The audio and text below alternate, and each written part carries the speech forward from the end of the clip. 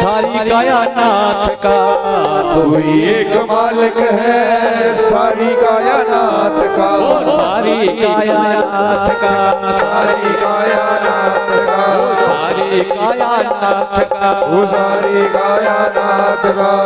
फूल भरी क्यारियों का, तारों भरी रात का, फूल भरी क्यारियों का, तारों भरी रात का।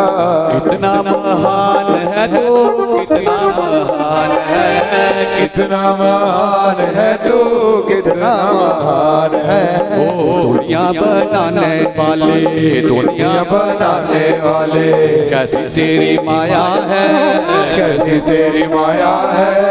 कहीं बरसात कहीं धूप कहीं छाया है, ओ कहीं बरसात कहीं धूप कहीं छाया है।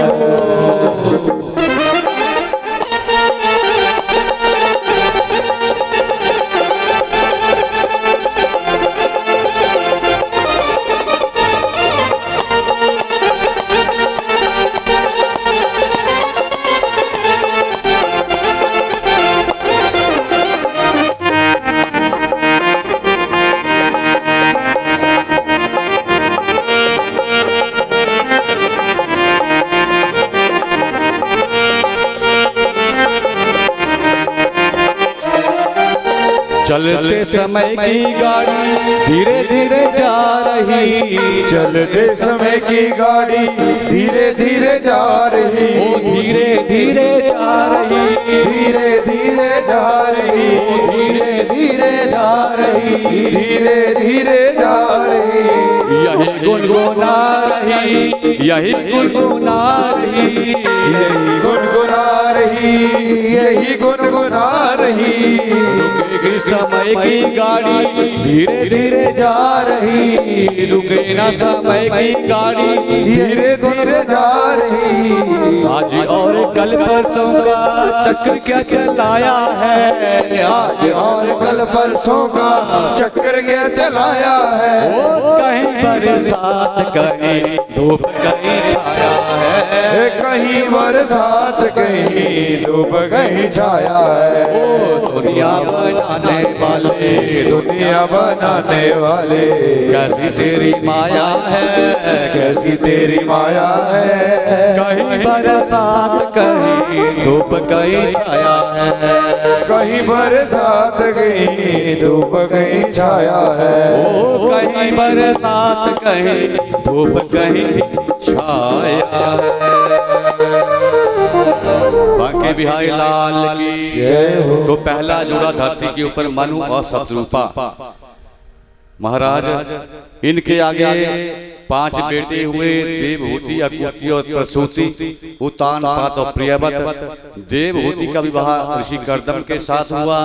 कर्दम मुनि ने 10,000 वर्षों तक तप किया, तब जाकर के महाराज सर्वगुण संपन्न पत्नी मिली। कथा क्या कहती है कि अगर हमारा तप होगा, भक्ति होगी, तो महाराज उस घर में दोनों पति और पत्नी, एक महाराज उनका दिमाग होगा, एक उनका मन होगा, नहीं तो पत्नी का भाव अलग होगा और पत्नी का भाव अलग होगा। पति अगर धार्मिक होगा तो पत्नी चंडी निकल जाएगी। बोली बांके बिहारी लाल की।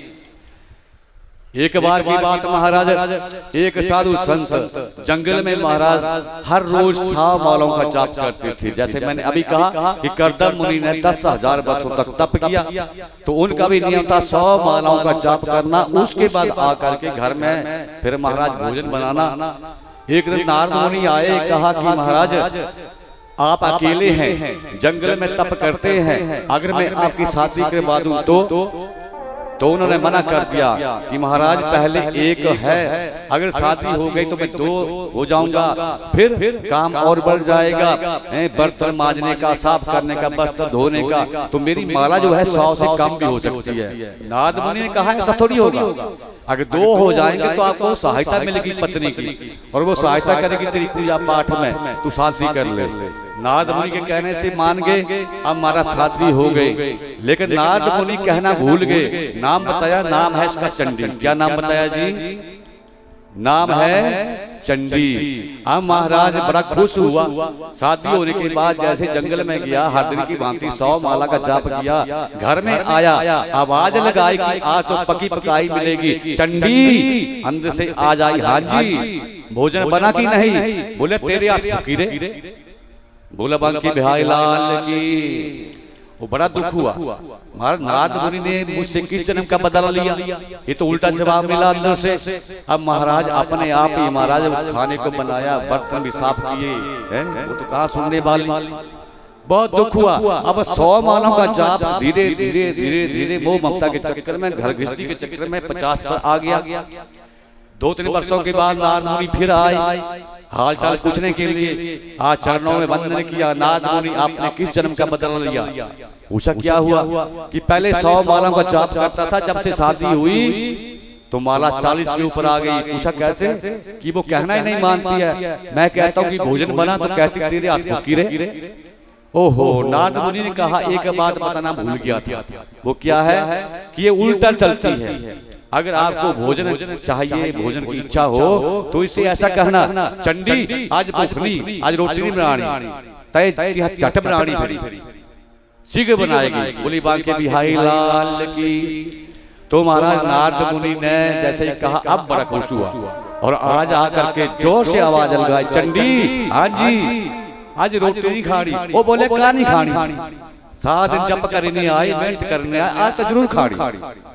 उन लगी महाराज बनने। अब नंद आया। नारद मुनि ने पहले क्यों नहीं बताई बात? अब महाराज बर्तन, चंडी ये बर्तन जो है ना, ये साफ नहीं करने, वो का नहीं करने, प्याग कैसे खानी? बोली बांके बिहारी लाल की। सुबह किसमें खाएंगे? अब महाराज सूत्र मिल गया, गुरु मंत्र मिल गया। अब तो वो माला फिर धीरे धीरे 100 के ऊपर क्या, अब 150 के ऊपर चली गई। अब एक दिन महाराज पितृ श्राद्ध आ गए। पितरों का श्राद्ध हम सबको करना चाहिए। करना चाहिए कि नहीं? बोलिए हाँ या ना। करना चाहिए। कब करना चाहिए? हैं वांसी जो अमावस्या जो, हाँ जी जब टाइम मिले, ठीक है। और कोई श्राद्ध क्यों होना चाहिए? और फिर सजनों गलत मत करो, सनातन धर्म के साथ खिलवाड़ मत करो, मत करो, मत करो। जो भी तिथि पड़ती है पितरों की, मान लिया कोई कार्तिक महीने में चला गया, शुक्ल पक्ष की अष्टमी तिथि पड़ी है, तो वो पितर उस घर में अष्टमी तिथि को ही आएगा। हम क्या कर रहे हैं आजकल? बहुत कम समय से देखने में आ रहा है कि पितरों के निमित्त हमारी आस्था ही नहीं रही, टूट गई है सारी आस्था। और अमावस्या को ही महाराज सबकी भावना बन गई है। अमावस्या का लेख इसलिए है कि जब आपको चारों तरफ से पितरों की तिथि ना मिले, कहीं से भी ना मिले, तब लेख है कि तब आप अमावस्या को कर सकते हैं। अन्यथा क्या शास्त्रों में लिखा है कि जो तिथि पड़ी है उसके ऊपर ही सबको श्राद्ध करना चाहिए। उस दिन पितर घर में आते हैं और उस दिन देखते हैं कि मैंने इन्हें पीछे रहते परिवार को इतनी प्रॉपर्टी धन दौलत छोड़ा है, ये मेरे नाम का आज कितना खिलाएंगे ब्राह्मणों को, कितनी दक्षिणा देंगे, कितना यज्ञ करेंगे। जब हम उस तिथि को नहीं करेंगे सज्जनों, उल्टा साफ दे करके चले जाते हैं। और देख लो आजकल के घरों में कला क्लेश, संतान का ना होना, ये सब पितृ दोष का कारण है। बोली बांके बिहारी लाल की। सज्जनों गया में जाते हैं तो आज का अधिकतर सज्जन ये कहते हैं कि हम गया में जा करके पितरों का श्राद्ध पिंड कर आए। अब छुट्टी कर दी हमने, उन्होंने किया। और वहां पर रहने वाले पंडे भी मैंने सुने हैं कई लोग कि वो भी ऐसा बताते हैं। लेकिन आपको शक हो, संदेह हो, तो मैं शास्त्र प्रमाण लिखा हुआ आपको बता सकता हूँ कि गया तो हर रोज का श्राद्ध है। गया आप एक बार नहीं 1000 बार पितरों के निमित्त श्राद्ध कर सकते हैं, उन्हें सदगति मिलेगी। लेकिन ऐसा कहीं भी लेख नहीं है कि गया के जाने के बाद घर में श्राद्ध नहीं करना चाहिए। बोली बांके बिहारी लाल की। फिर कहा बद्री का आश्रम का लेख है। पुत्र वही देवी भागवत ने कथा आती है, कभी मौका मिलेगा देवी भागवत का तब बताऊंगा विशेष से। कि सजनों गया जाने के बाद पुत्र वही पुत्र माना गया है जो अपने पितरों का गया में जाकर के श्राद्ध करे। उसके बाद गया में जाने के बाद बद्रिक आश्रम में जहाँ पर ब्रह्मा का 5वां मुख गिरा था उस बद्रिक आश्रम में पिंडदान करे। उसके बाद उसके पितर जो मुक्त हो जाते हैं और फिर आगे वो घर में श्राद्ध करेगा तो उसका जितना भी पुण्य है वो उसी समय करने से खत्म हो जाएगा, नष्ट हो जाएगा। बोली बांके बिहारी लाल की। बहुत सी भ्रांतियां फैलाई जा रही है सनातन को मिटाने के लिए है? एक बार गया में जाओ और बस पितरों की छुट्टी कर दो है? ऐसा नहीं है महाराज, गया तो हर रोज का श्राद्ध है, नित्य श्राद्ध है, आप वहां पर हर रोज कर सकते हैं। भूल जाओ इस बात को, सनातन के साथ खिलवाड़ मत करो, मत करो, मत करो। पितरों के साथ खिलवाड़ मत करो, मत करो, मत करो। जो आपको ऐसा कहे कि महाराज पितरों का श्राद्ध नहीं करना है, उनकी बात कोई नहीं सुनो। पार्वती की परीक्षा लेने के लिए महाराज भोलेनाथ आए थे ब्राह्मण का रूप धारण करके, शिव पुराण में आती है कथा। और जैसे ही महाराज भोलेनाथ ब्राह्मण के रूप में ब्राह्मण बन करके परीक्षा लेने के लिए आए तो आज पार्वती ने सती ने कहा कि देवियों ये ब्राह्मण है हमारे जो इष्ट देव आराध्य देव है उनकी निंदा कर रहा है। चलो ये ब्राह्मण है, नहीं तो इसी समय इसका हम वध कर देती, इस स्थान को छोड़ करके हम कहीं और चल पड़ती हैं। जो आपको ऐसा कहे सज्जनों कि पितरों का श्राद्ध नहीं करना, उनकी वाणी को मत सुनो। जो टीवी के ऊपर ऐसा कहे चटनी खाओ, काला पर्स रखो, बटुआ रखो, समोसा खाओ, कृपा आ जाएगी, उसी समय टीवी को बंद कर दो, कृपा आना शुरू हो जाएगी। सनातन के साथ खिलवाड़ मत करो, मत करो भूल करके सज्जनों। मजाक बना दिया है आज का सनातन का। बोली बांके बिहारी लाल की जय। और सुनते रहेंगे ना उन बातों को। ज्वाला जी नहीं जाना तो ऊपर नहीं करना है, पितर नहीं बनाने जगाते नहीं जाना अब नहीं करना, तो हमारे पतन हो जाएगा। पीठ से कह रहा हूँ, क्योंकि ज्वाला जी हमारी शक्ति पीठ है। अकबर ने क्या नहीं किया था, फिर भी तवा फाड़ करके जोत निकली थी, जल से बाहर निकली थी जोत। देवशुद्ध की दिन चर्चा है महाराज, बाबा बालनाथ की इतनी महिमा है, लीला है, क्यों छोड़े हम बाबा बालनाथ को, क्यों छोड़े हम भैया ज्वाला जी को। जो आपको ऐसा कहे महाराज उन गुरुओं को मत मानो। बोली बांके बिहारी लाल की जय। सनातन धर्म का खिलवाड़ कर दिया है आजकल महाराज, लेकिन मैं फिर कह रहा हूँ पहले भी था, आज भी है और बाद में भी रहेगा। सनातन कभी मिटने वाला नहीं है। जो इसे मिटाने की कोशिश करेगा वही मिट जाएगा, देख लेना आप। तो सजनों क्या कहा कि आज पितरों का श्राद्ध हमने नहीं करना। किसने कहा? उस संत ने। किससे कहा? चंडी से। तो महाराज कह दिए कि महाराज का नहीं करना, पितरों का श्राद्ध जरूर करना। ले महाराज अच्छा अच्छा खान पकवान बनाया। वो तो संत ऐसा ही चाहते थे कि हम श्राद्ध करेंगे, हमारा श्राद्ध भी हो गया। अब एक दिन क्या हुआ कि हरिद्वार में कुंभ आ गया। घर में आकर के कहा चंडी कुंभ जो नहीं जाना। बोले का नहीं जाना, सारी दुनिया चली रही, यहाँ भी जाना है, लगा काम होने हमारा सीधा। बोली बांके बिहारी लाल की जय हो। वो तो मन अंदर से ऐसा ही चाहते थे कि हम भी जाएंगे, स्नान करेंगे, नहाएंगे। तो सजनों अब हरिद्वार में चलेंगे। अब उस संत ने तो डुबकी लगाई, गंगा देवी हरिद्वार जाना है। पता नहीं कथा कहाँ घूम जाती है। कहते चौथे दिन कृष्ण का जन्म करवाना, कैसे करवाना, कौन सी कथा छोड़ दिया हम बोलो। बोली बांके बिहारी लाल की ये भी एक रिवाज बना दिया चौथे दिन का। जब पिछली पूरी कथा ही नहीं होगी तो जन्म कैसे हो जाएगा। बोली बांके बिहारी लाल की। तो सज्जनों हरिद्वार में अगर जाना है तो कभी साबुन के साथ तेल के साथ मल करके स्नान नहीं करना है। देवी भागवत में कथा आती है, जैसे डॉक्टर इंजेक्शन लगाता है उसी तरह इंजेक्शन की सुई को वापस खींच लेता है। बस बैठना है, उठना है, बैठना है, उठना है। 3 डुबकियां लगाओ, 5 लगाओ, 11 लगाओ, लेकिन ऐसे मल के स्नान करेंगे तो दोष लग जाएगा, पाप लग जाएगा। गंगा देवी ने वस्त्र छोड़ेंगे तो पाप लग जाएगा। अब तो मोदी सरकार ने बहुत सुधार कर दिया, लेकिन पहले हम देखते थे एक ने वस्त्र छोड़े दूसरा भी छोड़ करके आ जाता था। अनेक तीर्थों के ऊपर देखते थे हम ऐसा। ऐसा नहीं है, इन परंपराओं से बाहर निकलो। शास्त्र क्या कहता है, उसे अपनाओ महाराज, तब कल्याण होगा, तब बेड़ा पार होगा। बोली बांके बिहारी लाल की जय हो। वो तो महाराज डुबकी तीन लगाई, बाहर आ गए, हर हर गंगे हर हर गंगे हर हर गंगे।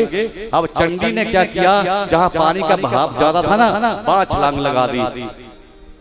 अब महाराज चंडी पानी में बहना शुरू कर दी। लोगों ने कहा, संत जी आपकी पत्नी चली गई बहती हुई, बचाओ से बचाओ से। तो वो कहते हैं, चिंता मत करो, ये इधर को जाती है तो उधर से निकलती है। बोली बांके बिहारी लाल की। तो सजनों, हमारा जो भजन है, उस भजन से हमें घर में सुंदर पत्नी, सर्वगुण पत्नी कथा यहाँ पे चली थी, मिलती है। नहीं तो चंडी मिल जाती है कभी कभी। देख लेना आप। तो महाराज 10,000 वर्षों तक आज महाराज कर्दम ऋषि ने तपस्या की। भगवान विष्णु ने कहा कि आज से 3 दिन बाद यहाँ पर मनुष्य रूपा आएंगे और अपनी बेटी की शादी तुझसे करेंगे। उसी समय संत महाराज नाचना शुरू कर देते हैं, कमंडल उठाया चल पड़े। भगवान ने पूछा कहाँ जा रहे हैं, तो कहा चट मंगनी पट गया। बोला इतना जल्दी भी क्या, यहाँ आएंगे वो। अब कर्दम मुनि महाराज जैसे ही कहा तो बैठ गए। 3 दिन के बाद देवहूति अपने माता पिता के साथ उसके माता पिता लेकर के उसे आए। तो कर्दम ऋषि ने आज उसकी बुद्धि की परीक्षा लेनी चाहिए। सजना 3 आसन दिए, माता पिता को आसन दिया, तीसरा आसन देवहूति को भी दिया बैठने के लिए, देखता हूँ कि मेरे लायक है भी कि नहीं। अब शास्त्र क्या कहता है कि अगर पति आसन दे तो उस आसन के ऊपर स्त्रियों को, माताओं को नहीं बैठना चाहिए। और दूसरी बात शास्त्र कहता है कि पति की बात का कभी उल्लंघन भी नहीं करना चाहिए। देवहूति धर्म संकट में फंस गई कि अगर दिए हुए आसन के ऊपर बैठती हूँ तो भी दोष, अगर नहीं बैठती हूँ तो भी दोष। अब उसने बुद्धि से काम लिया, वो तो उसकी परीक्षा ले रहे थे, अपना दाहिना हाथ लिया और सजना उस उषा के आसन के ऊपर रख दिया। दोनों धर्म उसके निभ गए। बोली बांके बिहारी लाल की जय। अब हमारा शादी हो गई है वैदिक तरीके से। शादी में कितने फेरे होते हैं बोलो जरा। और कोई बहुत कुछ बता के जाऊंगा, इस बार नोट करते रहना। बोले बांके बिहारी लाल की कितने फेरे होते हैं?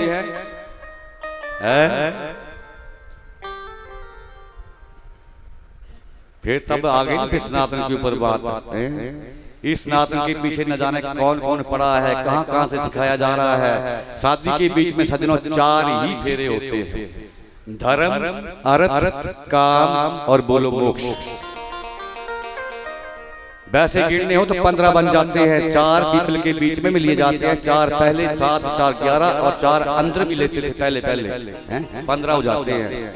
लेकिन जो असली फेरे हैं, जो दोनों लेते हैं, वो 4 ही है। बोली बांके बिहारी लाल की धर्म, अर्थ, काम और मोक्ष। अग्नि को साक्षी मानते हुए वो पत्नी कहती है, देवी कहती है कि अग्नि को साक्षी मानते हुए मैं जीवन में धर्म भी कमाऊंगी और आपके हाथों भी करवाऊंगी। पहला फेरा धर्म का। अग्नि को साक्षी मान करके आज दोनों रिश्ते बन गए। क्या बन गए? पति और पत्नी बोलो। तब बनी वो धर्म पत्नी अग्नि के सामने। क्या बनी वो? बोलते नहीं आप। क्या बनी? जोर से बोले जरा। और पति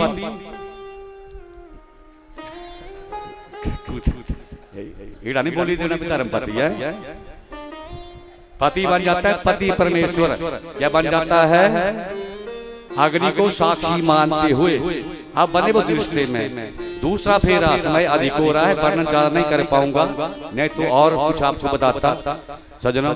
दूसरा फेरा है अर्थ का कि पति देव आपका काम है कमाना और घर में उसमें बरकत देना मेरा काम है। बोली बांके बिहारी लाल की जय हो। बरकत माताओं बहनों के हाथों में है। जो धर्म करे, जो पति से धर्म करवाए सजनों, वो बनती है धर्म पत्नी। और जो जाकर के पति के पैसे से महाराज ऐश कस्ती करे, वो बनती है पत्नी की। बोली बांके बिहारी लाल की जय। फिर महाराज यहाँ पर ये अंतर क्यों हुआ इतना? ये भी तो धर्म का काम है। आपकी संख्या देखो और हमारे भाइयों की संख्या देखो, आप कहेंगे महाराज नौकरी के ऊपर गए हैं, आर्थिक स्थिति के लिए गए हैं। बोली बांके बिहारी लाल की। ठीक है महाराज, जाना पड़ता है, ड्यूटी है, लेकिन पति कमाएगा, पत्नी बरकत करेगी, वो एक रिश्ते होती है। ये आज का मिलेगा भी चाहिए ना, चाह विस्तार नहीं कर सकता, टाइम ज्यादा हो जाएगा। बोली बांके बिहारी लाल की। इसे बेड़ा कर इतना मिले गए, बड़े बड़े भैंसी बिकाई थी, गाय बिकाई थी, अद्धा किलो दूध हमारा कर रहे, उठे उठे चक्कर लगाने पौधे प्यार प्यार है। बोली बांके बिहारी लाल की। धर्म अर्थ काम कि पति देव जीवन में हम काम भी कमाएंगे। और चौथे फेरे में फिर आपने देखा वो कन्या पीछे हो जाती है और पति को आगे कर दिया जाता है। क्यों? क्योंकि मोक्ष जो है वो देवी कहती है पति देव मेरे हाथों में नहीं है, अब मोक्ष तेरे हाथों में है, आपके हाथों में है। इसलिए 3 फेरे पहले अपने आप लगाती है आगे होकर के, और चौथे फेरे में पति देव को आगे करती है महाराज, अब मोक्ष जो है उसे आप देंगे। बोली बांके बिहारी लाल की। तो ये फेरे कितने हुए जी? 4 हैं। सनातन के साथ हमारा खिलवाड़ मत करो, इतना ही कहूंगा, बाकी कथा कल सुनेंगे आप कि देवहूति और कर्दम का 4 फेरों के बाद कैसे कैसे जीवन व्यतीत हुआ। और कल की पावन कथा में है